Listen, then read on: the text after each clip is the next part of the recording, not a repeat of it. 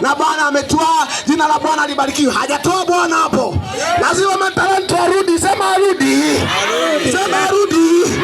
Kwa jina la Yesu. Jina la Yesu. Hakuna Bwana kutoa hapo. Kuna jitu moja la wakala la kuzimu limefanya yake. Alisho linajumulisha tu.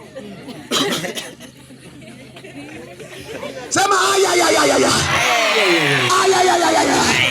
Sasa silaha za Mungu ungependa kuzijua? Ungependa kuzijua silaha za Mungu ili muweze kushindana siku ya uovu, mkitwaa ngao ya imani. Sema ngao ya imani. Imani yetu ipo katika Kristo Yesu, na hii silaha tunayo tayari, maana wale wote waliompokea aliopo uwezo wa kufanyika watoto wa Mungu, na kupitia hiyo imani tunayo ngao ya imani. Silaha ya pili inaitwa utayari tupatao kwa njia ya Injili. Tunapohubiri Injili ni silaha tosha. Ndio maana shetani hapendi Injili hubiriwe, kwa sababu anasema anajua tunaumbua mawakala ya kuzimu. Sema umbuka. Silaha nyingine inaitwa chepeo ya wokovu. Usipokuwa na wokovu, ujue kabisa umekosea. Kuna silaha moja umeipoteza. Ili uwe na uwezo kushindana na haya mawakala kuzimu, lazima uwe na wokovu. Na wokovu unaosema hapa ni kumpokea Bwana Yesu, kumfanya Bwana na mwokozi wa maisha yako. Wengine wamefanya fedha kuwa mwokozi wa maisha yao, wengine wamefanya mashetani kuwa mwokozi wa maisha yao, lakini chepeo ya wokovu ni kumkubali Yesu na kumkimbilia Yesu na kwamba Bwana Yesu, ingia kwenye maisha yangu. Nataka nikwambie ya kwamba huyu Yesu akiingia kwenye maisha yako ni zaidi ya wachawi. Ndio maana mimi naambia watu usinidogoshe. Sema usinidogoshe. Ndio nakwambia anaanza wewe ni mchawi. Nasema mimi sio mchawi, mimi ni super mchawi. Mimi mchawi? Unanifanyisha nini na vitu vya kijinga? Acha ujinga bana. Bwana Yesu asifiwe. Inaitwa chepeo ya wokovu. Nataka mtu ataleta ujumbe ili uwe na nguvu ya kushindana na haya mawakala ya kuzimu. Lazima uwe na wokovu ndani.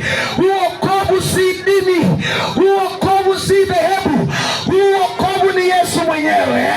Nataka nikwambie, huyu Yesu akiingia kwenye maisha yako, yeye ndiye wokovu wako. Huyu Yesu akiingia kwenye maisha yako, yeye ndiye salama yako. Huyu Yesu akiingia kwenye maisha yako, yeye ndiye uzima wako. Ya kuyakomesha haya mawakala ya kuzimu.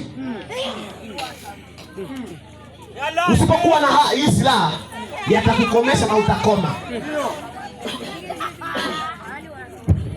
Ndio maana tunahubiri Injili ili watu wapokee silaha. Bwana Yesu asifiwe sana. Bwana Yesu asifiwe sana. Haleluya. Lakini utayo adabu unashangaza hapa. Unasema twaeni. Sema twaeni. Upanga wa Roho. Sema twaeni. Upanga wa Roho ambao ni neno la Mungu. Hii silaha ni hatari. Hii silaha sio mizizi ya kunywa. Hii silaha sio mafuta ya upako. Hii silaha inaitwa neno la Mungu. Biblia inasema kwamba neno langu si kama nyundo ivunjayo mawe vipande. Na anasema kwamba neno langu si kama moto ulao. Na Biblia inaniambia kwamba hili neno la Mungu li hai, tena lina nguvu, tena latoma kama moto, tena likali kama upanga ukatao kuwili.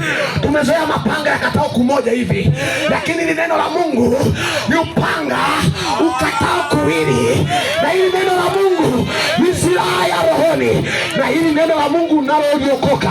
Ndio maana nimekuambia siku leo tutazichapa na haya mawakala ya kuzimu, tukilitumia neno la Mungu ambao ni upanga wa Roho. Upanga wa Roho unaweza ukaingia rohoni ukayakuta mahali yalipokaa, ukisema nafyeka, yanafyekeka kweli. Sema fyeka. Walio katika maboma fyeka mikono yako.